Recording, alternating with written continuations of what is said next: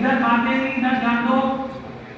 मैं कह रहा हूं कि एक छोटा हमारे पास में एक सर्किल है, छोटा सर्किल है, इसकी रेडियस पहले थी मान लो 1 थी। अब मैंने इसकी रेडियस बढ़ा 2 कर दी। देखो अब बढ़ जाएगी, 2 रेडियस कर दी तो ऐसे बड़ा सर्किल बनेगा। 1 पर तो ऐसा छोटा सर्किल है, 2 पर बड़ा है।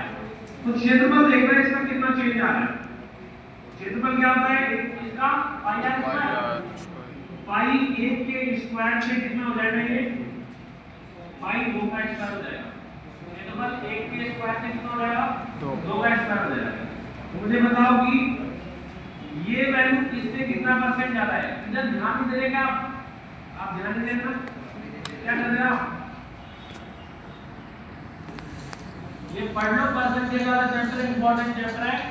और मैं चाहता हूं कि आप एक एक चीज कॉन्सेप्चुअली समझो। आप रटने की चीजें नहीं होती, गणित में कुछ भी रट लो, आप सब कुछ समझने का है।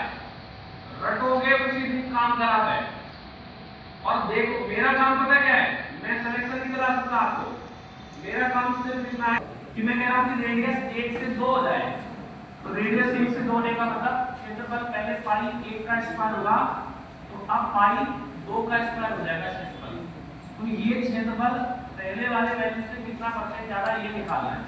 अब मैं आपको ये बोलता आ रहा हूं, कभी भी आपको ये वैल्यू इससे कितना परसेंट ज्यादा है ऐसा करना होगा, आप रेशो में ले सकते हो दोनों वैल्यू को। रेशो में लेने पर पाई का कोई रोल नहीं, पाई कट जाएगा। यानी कि क्षेत्रफल 1 से कितना हो गया है? तो कितना परसेंट बढ़ गया? बताओगे कि 3 बढ़ जाए 1 पर, कितना परसेंट बढ़ गया है? 300% बढ़ गया है। सही है। वैसे मैं आपको ये कह दूं कि यार रेडियस जो है ना, रेडियस यानी कि जो त्रिज्या है वो अगर 10% बढ़ जाए तो क्या पाओगे आप? मैं कहूंगा कि यार रेडियस पहले 10 होगी तो आप कितनी हो जाएगी? 11 हो जाएगी। तो क्षेत्रफल क्या होगा? क्षेत्रफल तो आप कहोगे कि क्षेत्रफल पहले पाई 10 के स्क्वायर से अब कितना हो जाएगा? पाई 11 का स्क्वायर हो जाएगा।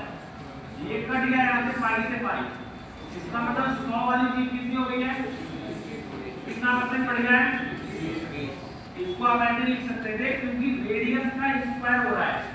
जैसे l गुना b हो रहा था तब एरिया आ रहा था, वैसे रेडियस को 2 बार गुना करने पर एरिया आ रहा है बेसिकली, क्योंकि पाई का कोई यहां पर परसेंटेज में नहीं है, वो रेशो की वजह से कट रहा है।